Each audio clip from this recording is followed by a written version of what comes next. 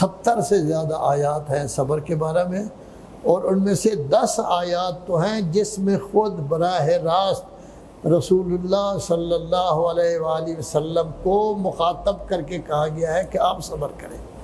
فاصبر کما صبر اولو العزم من الرسل، جیسے بڑے بڑے رسولوں نے صبر کیا ہے، ابراہیم نے، انہوں نے، آپ بھی اسی طرح صبر کریں۔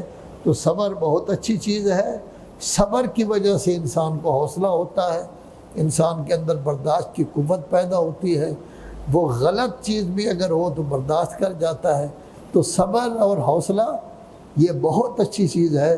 آپ ہمیشہ ذکر کرتے ہیں حضرت امام حسین علیہ السلام کا، سب سے اہم چیز ان کی صبر ہے۔ صبر میں ہی تمام چیزیں آ جاتی ہیں جو موجود ہیں، اور اللہ تبارک و تعالیٰ نے آپ کے لیے 10ویں کا دن ایسا بنایا ہے کہ اتنا غم کا دن ہے کہ کبھی بھی کوئی خوشی کا کام 10ویں کے دن نہ کریں۔